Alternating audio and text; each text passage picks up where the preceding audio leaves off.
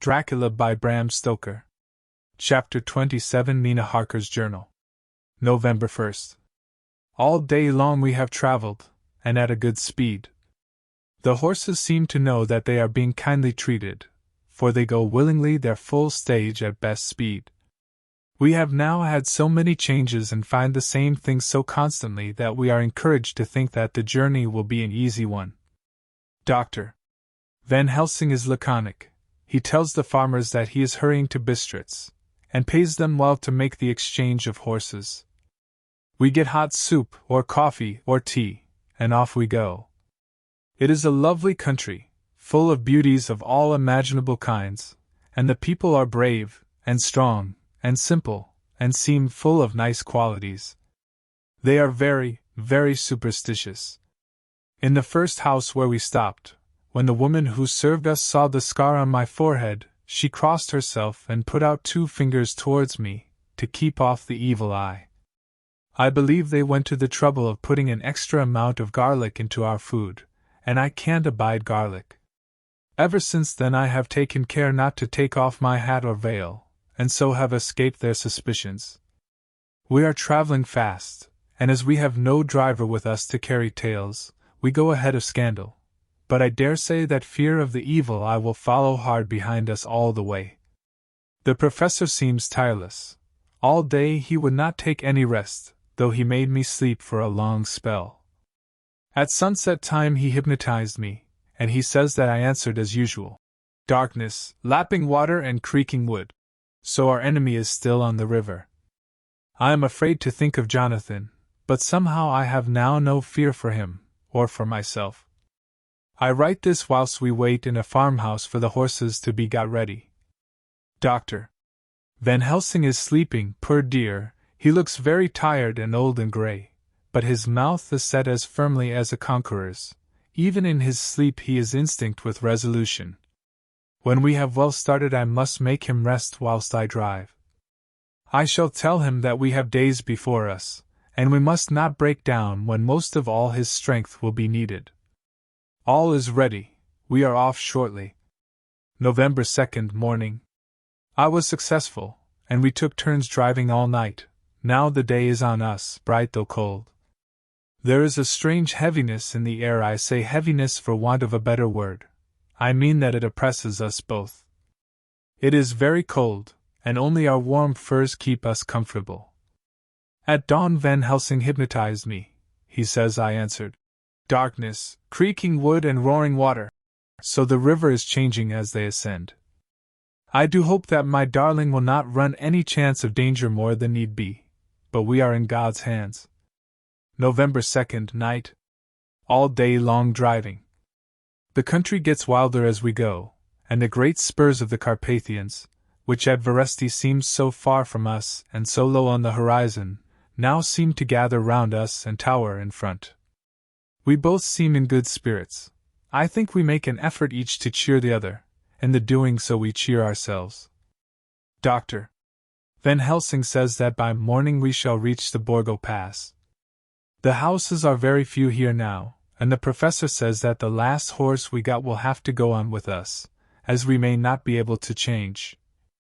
He got 2 in addition to the 2 we changed, so that now we have a rude 4 in hand.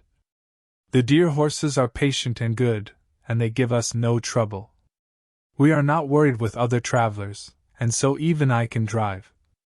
We shall get to the pass in daylight. We do not want to arrive before. So we take it easy, and have each a long rest in turn. Oh, what will tomorrow bring to us? We go to seek the place where my poor darling suffered so much. God grant that we may be guided aright, and that he will deign to watch over my husband and those dear to us both, and who are in such deadly peril. As for me, I am not worthy in his sight. Alas! I am unclean to his eyes, and shall be until he may deign to let me stand forth in his sight as one of those who have not incurred his wrath. Memorandum by Abraham Van Helsing. November 4th. This to my old and true friend John Seward M.D., of Purfleet, London, in case I may not see him. It may explain. It is morning, and I write by a fire which all the night I have kept alive, Madam Mina aiding me. It is cold, cold, so cold that the grey heavy sky is full of snow, which when it falls will settle for all winter as the ground is hardening to receive it. It seems to have affected Madam Mina. She has been so heavy of head all day that she was not like herself. She sleeps, and sleeps, and sleeps.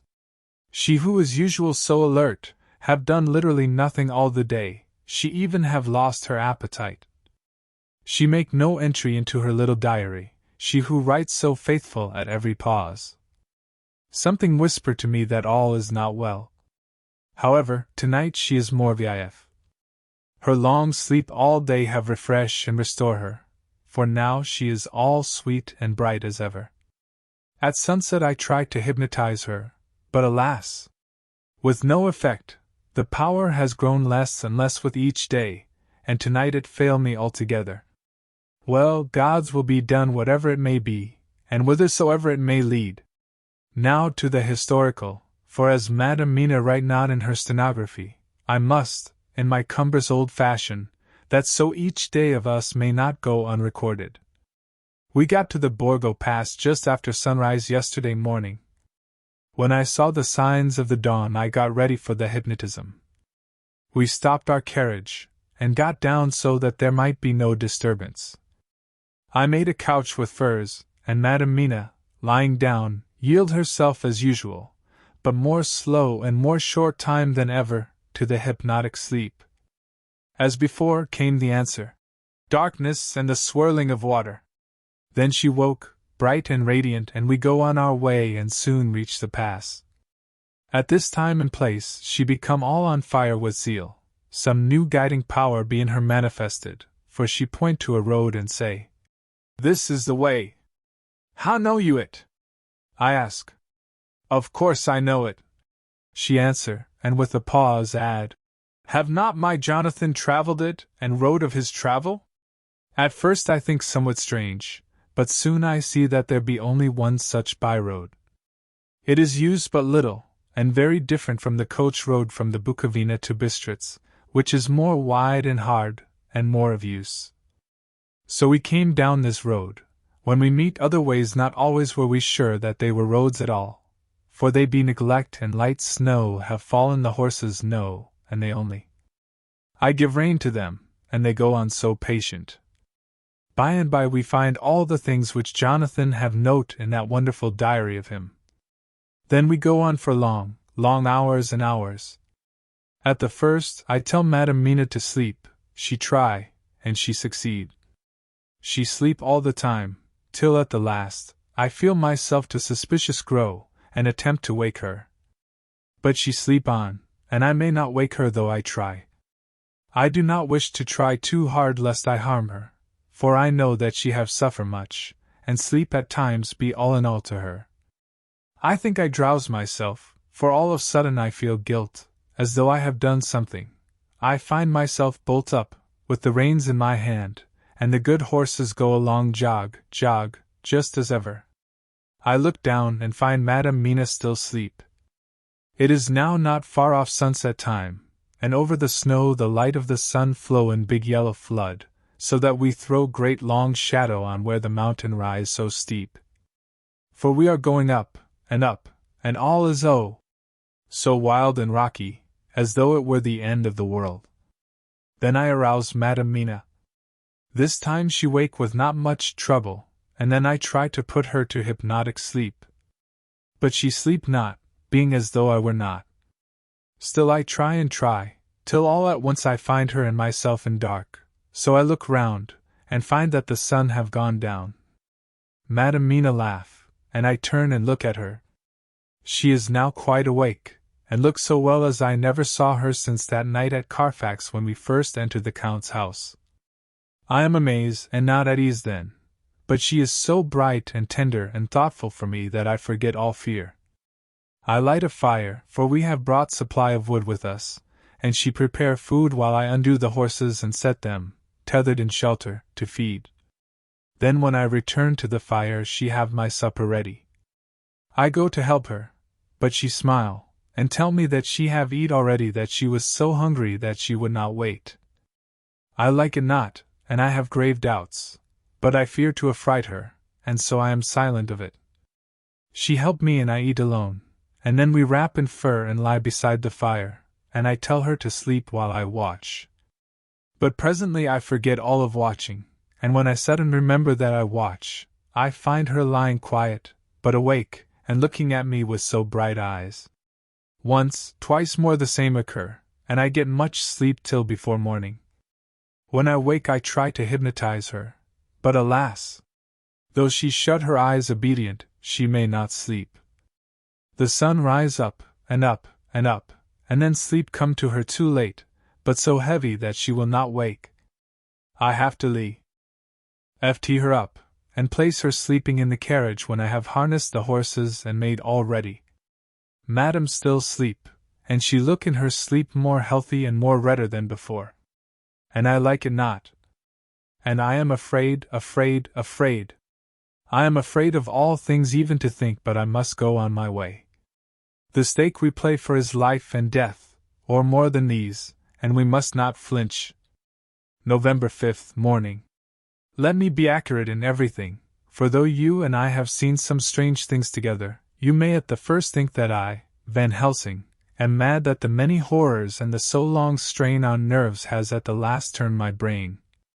All yesterday we travel, ever getting closer to the mountains, and moving into a more and more wild and desert land. There are great, frowning precipices and much falling water, and nature seemed to have held some time her carnival. Madam Mina still sleep, and though I did have hunger and appeased it, I could not waken her even for food. I began to fear that the fatal spell of the place was upon her, tainted as she is with that vampire baptism. Well, said I to myself, if it be that she sleep all the day, it shall also be that I do not sleep at night. As we travel on the rough road, for a road of an ancient and imperfect kind there was, I held down my head and slept. Again I waked with a sense of guilt and of time past, and found Madam Mina still sleeping, and the sun low down. But all was indeed changed. The frowning mountains seemed further away, and we were near the top of a steep rising hill, on summit of which was such a castle as Jonathan tell of in his diary. At once I exulted and feared, for now, for good or ill, the end was near. I woke Madam Mina, and again tried to hypnotize her, but alas! Unavailing till too late. Then, ere the great dark came upon us, for even after downsun the heavens reflected the gone sun on the snow, and all was for a time in a great twilight, I took out the horses and fed them in what shelter I could. Then I make a fire, and near it I make Madam Mina, now awake and more charming than ever, sit comfortable amid her rugs. I got ready food, but she would not eat, simply saying that she had not hunger. I did not press her, knowing her unavailingness. But I myself eat, for I must needs now be strong for all. Then, with the fear on me of what might be, I drew a ring so big for her comfort, round where Madam Mina sat, and over the ring I passed some of the wafer, and I broke it fine so that all was well guarded. She sat still all the time, so still as one dead, and she grew wider and ever wider till the snow was not more pale, and no word she said. But when I drew near, she clung to me, and I could know that the poor soul shook her from head to feet with a tremor that was pain to feel.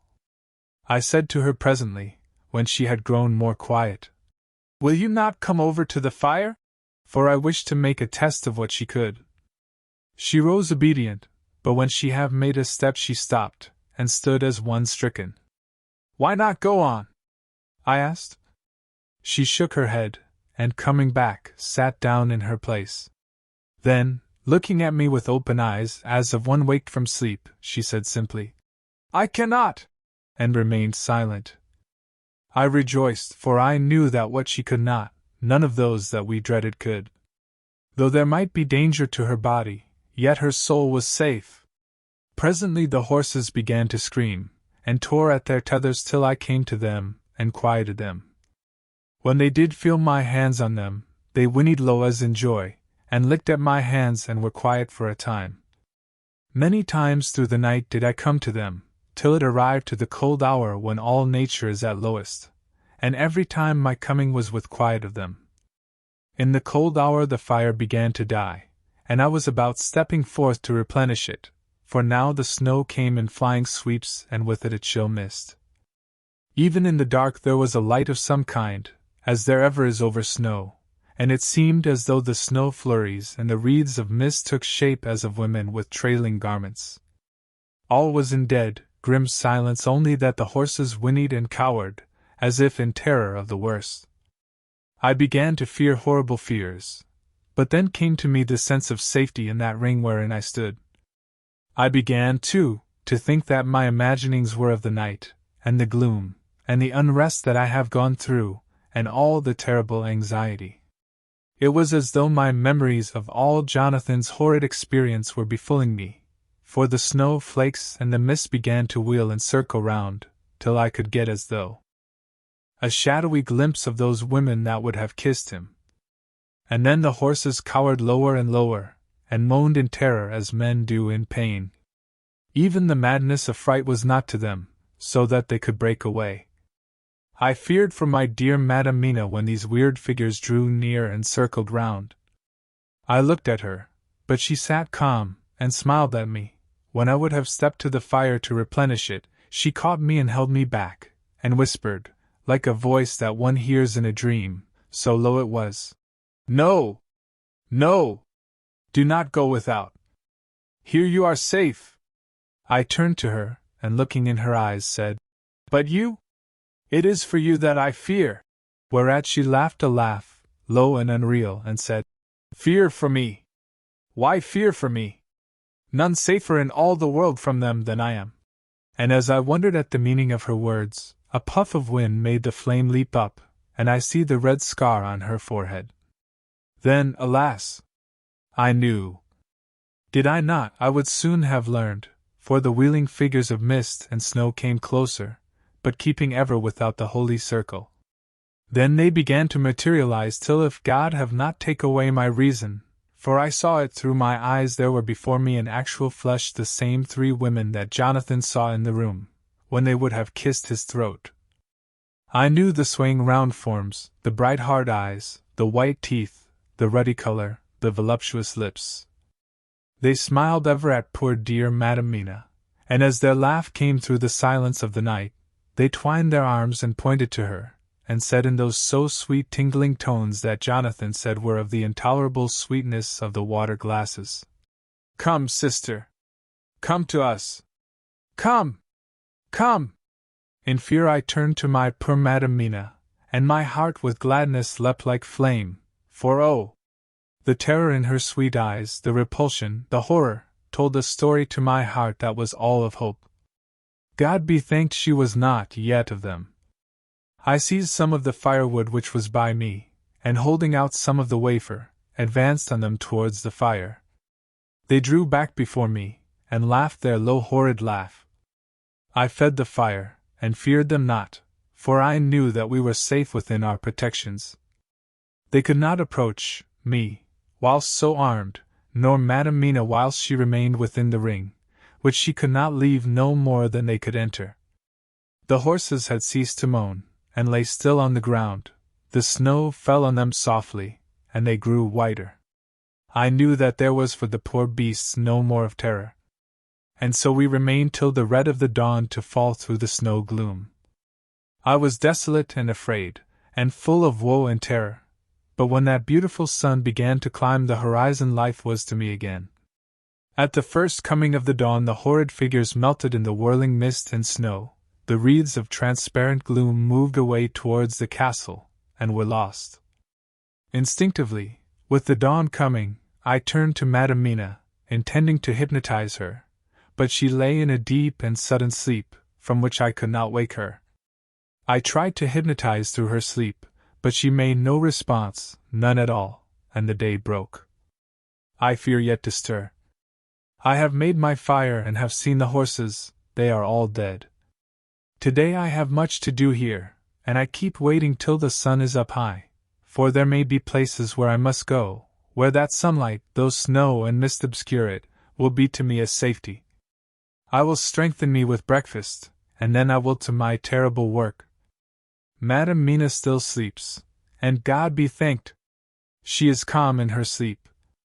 Jonathan Harker's Journal. November 4th, evening. The accident to the launch has been a terrible thing for us. Only for it we should have overtaken the boat long ago, and by now my dear Mina would have been free. I fear to think of her, off on the wolds near that horrid place. We have got horses, and we follow on the track. I note this whilst Godalming is getting ready. We have our arms. The Skaney must look out if they mean fight. Oh, if only Morris and Seward were with us. We must only hope. If I write no more goodbye, Mina. God bless and keep you. Dr. Seward's Diary. November 5th. With the dawn we saw the body of Skaney before us dashing away from the river with their lighter wagon. They surrounded it in a cluster, and hurried along as though beset. The snow is falling lightly, and there is a strange excitement in the air. It may be our own feelings, but the depression is strange. Far off I hear the howling of wolves. Snow brings them down from the mountains, and there are dangers to all of us, and from all sides. The horses are nearly ready, and we are soon off. We ride to death of someone. God alone knows who or where, or what or when or how it may be. Dr. Van Helsing's Memorandum. November 5th, afternoon. I am at least sane. Thank God for that mercy at all events, though the proving it has been dreadful. When I left Madam Mina sleeping within the holy circle, I took my way to the castle. The blacksmith hammer which I took in the carriage from Veresti was useful. Though the doors were all open, I broke them off the rusty hinges, lest some ill intent or ill chance should close them, so that being entered I might not get out. Jonathan's bitter experience served me here. By memory of his diary I found my way to the old chapel, for I knew that here my work lay. The air was oppressive. It seemed as if there was some sulphurous fume, which at times made me dizzy.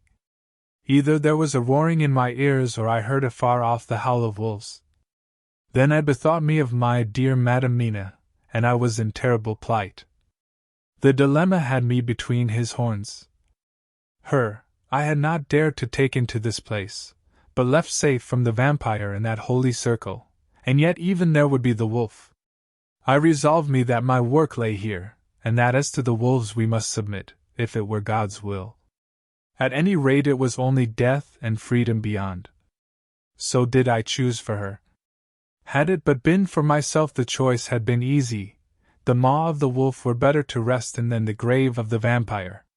So I make my choice to go on with my work. I knew that there were at least 3 graves to find graves that are in habit, so I search, and I find one of them. She lay in her vampire sleep, so full of life and voluptuous beauty that I shudder as though I have come to do murder. I doubt not that in old time, when such things were, many a man who set forth to do such a task as mine, found at the last his heart fail him, and then his nerve. So he delay, till the mere beauty and the fascination of the wanton undead have hypnotized him, and he remain on, till sunset come, and the vampire's sleep be over. Then the beautiful eyes of the fair woman open and look love, and the voluptuous mouth present to a kiss, and man is weak. And there remain one more victim in the vampire fold, one more to swell the grim and grisly ranks of the undead.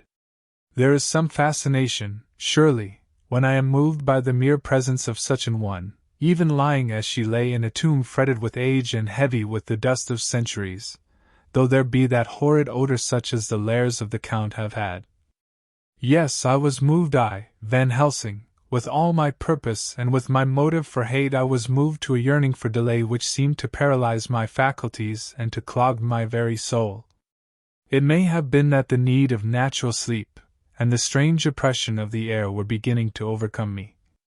Certain it was that I was lapsing into sleep, the open-eyed sleep of one who yields to a sweet fascination, when there came through the snow-stilled air a long, low wail, so full of woe and pity that it woke me like the sound of a clarion.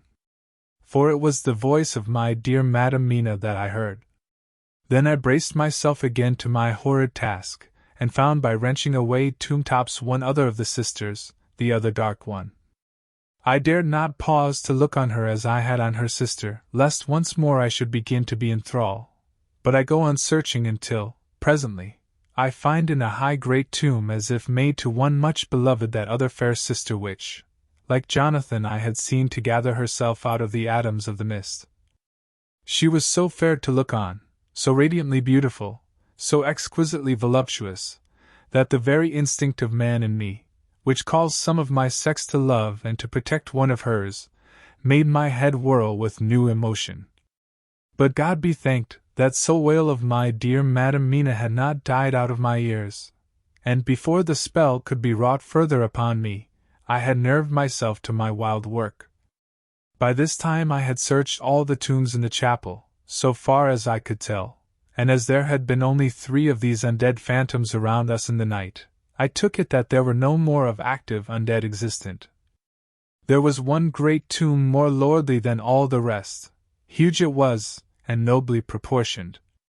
On it was but one word, Dracula. This then was the undead home of the king vampire, to whom so many more were due. Its emptiness spoke eloquent to ma. 'Cause certain what I knew. Before I began to restore these women to their dead selves through my awful work, I laid in Dracula's tomb some of the wafer, and so banished him from it, undead, forever. Then began my terrible task, and I dreaded it. Had it been but one, it had been easy, comparative. But 3! To begin twice more after I had been through a deed of horror, for if it was terrible with the sweet Miss Lucy, what would it not be with these strange ones who had survived through centuries, and who had been strengthened by the passing of the years, who would, if they could, have fought for their foul lives? Oh, my friend John, but it was butcher work, had I not been nerved by thoughts of other dead, and of the living over whom hung such a pall of fear, I could not have gone on. I tremble and tremble even yet, though till all was over, God be thanked, my nerve did stand. Had I not seen the repose in the first place, and the gladness that stole over it just ere the final dissolution came, as realization that the soul had been won, I could not have gone further with my butchery. I could not have endured the horrid screeching as the stake drove home, the plunging of writhing form, and lips of bloody foam. I should have fled in terror and left my work undone. But it is over! And the poor souls, I can pity them now and weep, as I think of them placid each in her full sleep of death for a short moment ere fading. For, friend John, hardly had my knife severed the head of each, before the whole body began to melt away and crumble into its native dust, as though the death that should have come centuries agone had at last assert himself and say at once and loud, "I am here!" Before I left the castle I so fixed its entrances that never more can the Count enter there undead. When I stepped into the circle where Madam Mina slept, she woke from her sleep, and seeing me, cried out in pain that I had endured too much. "Come," she said, "come away from this awful place. Let us go to meet my husband who is, I know, coming towards us." She was looking thin and pale and weak, but her eyes were pure and glowed with fervor. I was glad to see her paleness and her illness, for my mind was full of the fresh horror of that ruddy vampire sleep. And so with trust and hope, and yet full of fear, we go eastward to meet our friends and him whom Madam Mina tell me that she know are coming to meet us. Mina Harker's Journal. November 6th. It was late in the afternoon when the professor and I took our way towards the east whence I knew Jonathan was coming. We did not go fast, though the way was steeply downhill, for we had to take heavy rugs and wraps with us. We dared not face the possibility of being left without warmth in the cold and the snow. We had to take some of our provisions, too, for we were in a perfect desolation, and so far as we could see through the snowfall, there was not even the sign of habitation. When we had gone about a mile, I was tired with the heavy walking and sat down to rest. Then we looked back and saw where the clear line of Dracula's castle cut the sky, for we were so deep under the hill whereon it was set that the angle of perspective of the Carpathian Mountains was far below it. We saw it in all its grandeur, perched 1,000 feet on the summit of a sheer precipice, and with seemingly a great gap between it and the steep of the adjacent mountain on any side. There was something wild and uncanny about the place. We could hear the distant howling of wolves. They were far off, but the sound, even though coming muffled through the deadening snowfall, was full of terror. I knew from the way Dr. Van Helsing was searching about that he was trying to seek some strategic point, where we would be less exposed in case of attack. The rough roadway still led downwards. We could trace it through the drifted snow. In a little while the professor signaled to me, so I got up and joined him. He had found a wonderful spot, a sort of natural hollow in a rock, with an entrance like a doorway between two boulders. He took me by the hand and drew me in.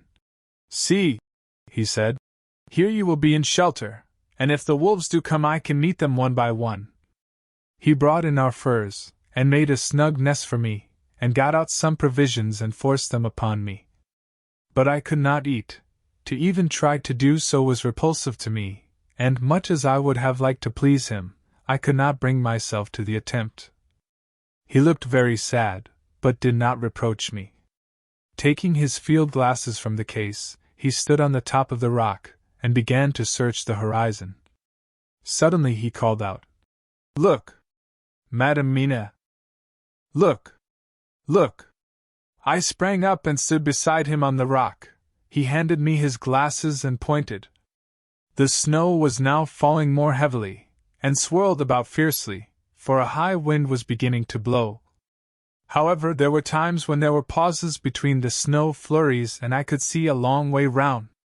From the height where we were it was possible to see a great distance, and far off, beyond the white waste of snow, I could see the river lying like a black ribbon in kinks and curls as it wound its way.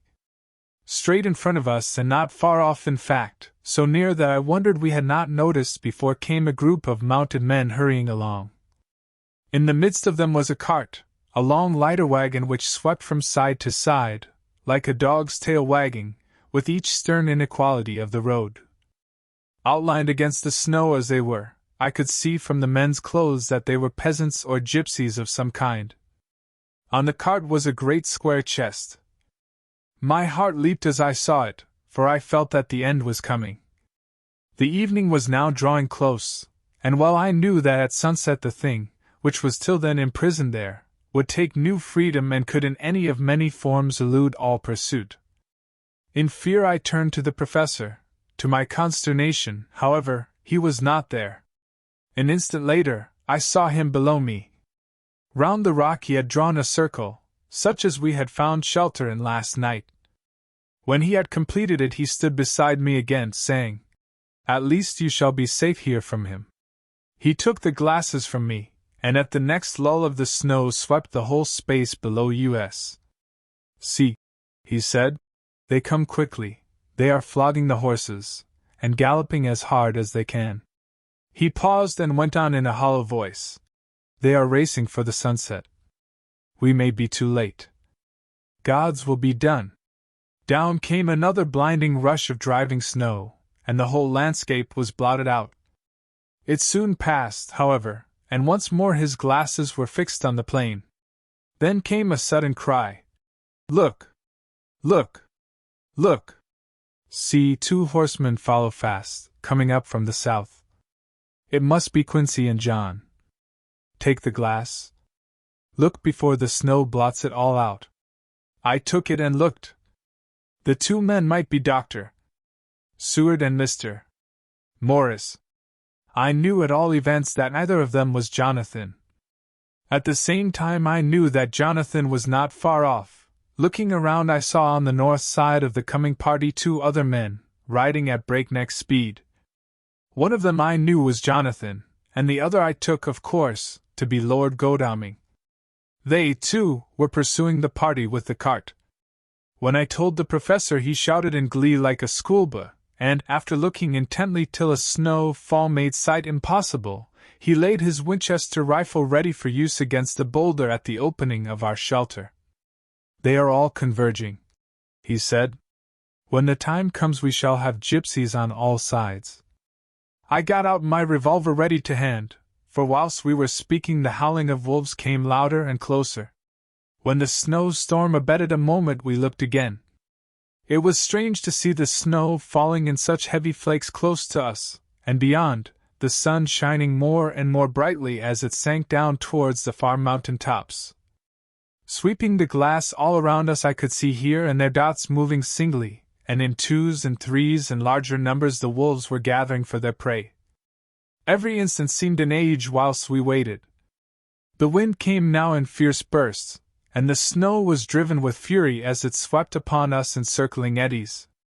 At times we could not see an arm's length before us, but at others, as the hollow-sounding wind swept by us, it seemed to clear the air space around us so that we could see afar off. We had of late been so accustomed to watch for sunrise and sunset, that we knew with fair accuracy when it would be, and we knew that before long the sun would set. It was hard to believe that by our watches it was less than an hour that we waited in that rocky shelter before the various bodies began to converge close upon us. The wind came now with fiercer and more bitter sweeps, and more steadily from the north. It seemingly had driven the snow clouds from us, for, with only occasional bursts, the snow fell. We could distinguish clearly the individuals of each party, the pursued and the pursuers. Strangely enough, those pursued did not seem to realize, or at least to care, that they were pursued. They seemed, however, to hasten with redoubled speed as the sun dropped lower and lower on the mountain tops. Closer and closer the "Why, Drew?" The professor and I crouched down behind our rock, and held our weapons ready. I could see that he was determined that they should not pass. One and all were quite unaware of our presence. All at once 2 voices shouted out to "Halt!" One was my Jonathan's, raised in a high key of passion, the other Mr. Morris' strong resolute tone of quiet command. The gypsies may not have known the language, but there was no mistaking the tone, in whatever tongue the words were spoken. Instinctively they reined in, and at the instant Lord Godalming and Jonathan dashed up at one side and Dr. Seward and Mr. Morris on the other. The leader of the gypsies, a splendid-looking fellow who sat his horse like a centaur, waved them back, and in a fierce voice gave to his companions some word to proceed. They lashed the horses which sprang forward, but the 4 men raised their Winchester rifles, and in an unmistakable way commanded them to stop. At the same moment Dr. Van Helsing and I rose behind the rock and pointed our weapons at them. Seeing that they were surrounded, the men tightened their reins and drew up. The leader turned to them and gave a word at which every man of the gypsy party drew what weapon he carried, knife or pistol, and held himself in readiness to attack. Issue was joined in an instant.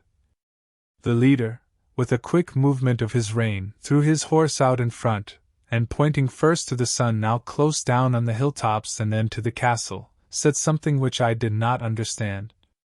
For answer, all 4 men of our party threw themselves from their horses and dashed towards the cart. I should have felt terrible fear at seeing Jonathan in such danger, but that the ardor of battle must have been upon me as well as the rest of them. I felt no fear, but only a wild, surging desire to do something. Seeing the quick movement of our parties, the leader of the gypsies gave a command. His men instantly formed round the cart in a sort of undisciplined endeavor, each one shouldering and pushing the other in his eagerness to carry out the order. In the midst of this I could see that Jonathan on one side of the ring of men, and Quincy on the other, were forcing a way to the cart. It was evident that they were bent on finishing their task before the sun should set.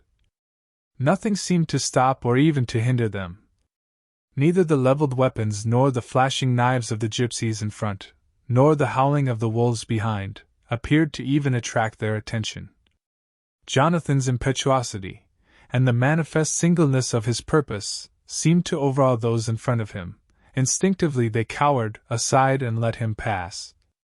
In an instant he had jumped upon the cart, and with a strength which seemed incredible, raised the great box, and flung it over the wheel to the ground. In the meantime, Mr. Morris had had to use force to pass through his side of the ring of Skaney. All the time I had been breathlessly watching Jonathan, I had, with the tail of my eye, seen him pressing desperately forward, and had seen the knives of the gypsies flash as he won a way through them, and they cut at him.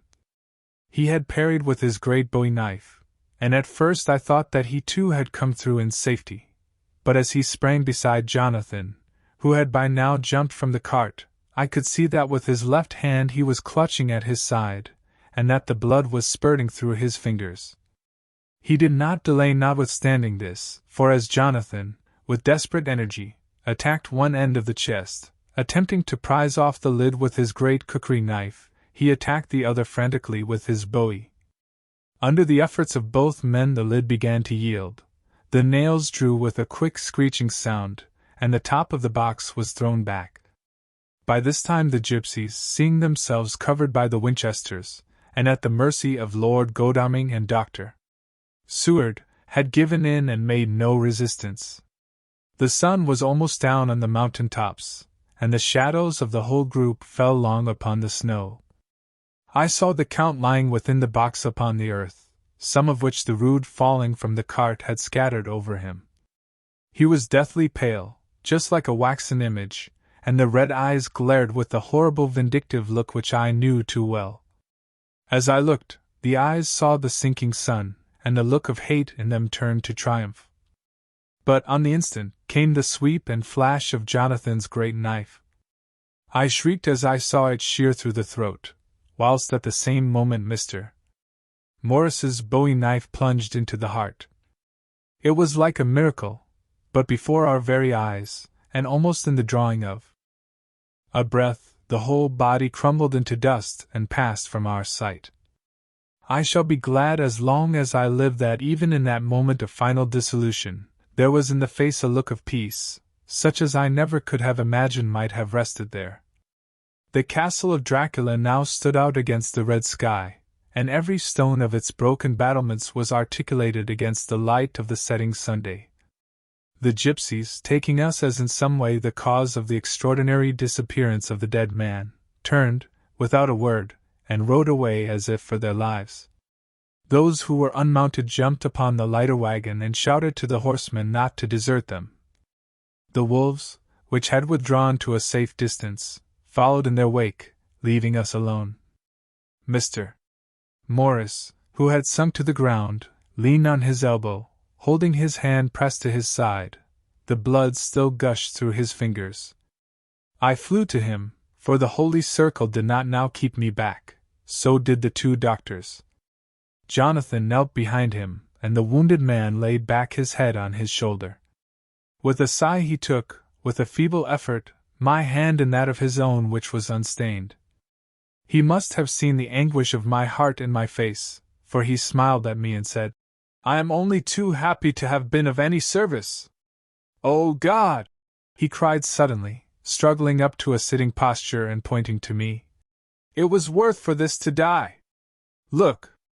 Look!" The sun was now right down upon the mountain top, and the red gleams fell upon my face, so that it was bathed in rosy light. With one impulse the men sank on their knees, and a deep and earnest "Amen" broke from all as their eyes followed the pointing of his finger. The dying man spoke.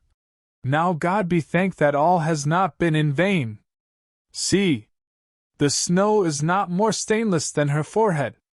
The curse has passed away." And to our bitter grief, with a smile and in silence, he died, a gallant gentleman. Note: 7 years ago we all went through the flames, and the happiness of some of us since then is, we think, well worth the pain we endured. It is an added joy to Mina and to me that our boy's birthday is the same day as that on which Quincy Morris died. His mother holds, I know, the secret belief that some of our brave friend's spirit has passed into him. His bundle of names links all our little band of men together, but we call him Quincy. In the summer of this year we made a journey to Transylvania, and went over the old ground which was, and is, to us so full of vivid and terrible memories. It was almost impossible to believe that the things which we had seen with our own eyes and heard with our own ears were living truths. Every trace of all that had been was blotted out. The castle stood as before, reared high above a waste of desolation. When we got home, we were talking of the old time which we could all look back on without despair, for Godalming and Seward are both happily married. I took the papers from the safe where they had been ever since our return so long ago. We were struck with the fact that in all the mass of material of which the record is composed, there is hardly one authentic document, nothing but a mass of typewriting, except the later notebooks of Mina and Seward and myself, and Van Helsing's memorandum. We could hardly ask anyone, even did we wish to accept these as proofs of so wild a story. Van Helsing summed it all up as he said, with our boy on his knee. We want no proofs. We ask none to believe us. This boy will some day know what a brave and gallant woman his mother is. Already he knows her sweetness and loving care. Later on he will understand how some men so loved her, that they did dare much for her sake. Jonathan Harker. The end. There's more to follow. More stories of the sort you like. More, probably, by the author of this one. More than 500 titles, all told by writers of worldwide reputation, in the author's alphabetical list, which you will find on the reverse side of the wrapper of this book.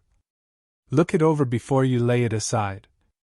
There are books here you are sure to want, some, possibly, that you have always wanted. It is a selected list. Every book in it has achieved a certain measure of success. The Grosset and Dunlap list is not only the greatest index of good fiction available, it represents in addition a generally accepted standard of value. It will pay you to look on the other side of the wrapper. In case the wrapper is lost, write to the publishers for a complete catalog. Detective stories by J.S. Fletcher may be had wherever books are sold. Ask for Grosset and Dunlap's list. The Secret of the Barbican, the Annexation Society, the Wolf S and the Lamb, Green Ink, the King vs. Wargrave, the Lost Mr. Linthwaite, the Mill of Many Windows, the Heaven-Kissed Hill, the Middle Temple Murder, Ravensdean Court, the Raynerslade Amalgamation, the Safety Pin, the Secret Way, the Valley of Headstrong Men. Ask for complete free list of G.N.D.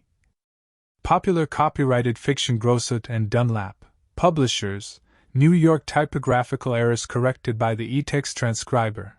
In a very simply way equals in a very simple way, page 68. The Westminster Gazette, September 25th, equals. The Westminster Gazette, September 25th. Page 165, it have told him equals she must have told him, page 169, from MD site equals from my site, PG, 184 Godalming equals Godalming, page 226, I did not want to hinder him equals I did not want to hinder him, page 267, they lay in a sort of orderly equals they lay in a sort of orderly, page 279. Transylvania equals Transylvania, page 294, this morning from Dardanelles equals this morning from Dardanelles, page 313.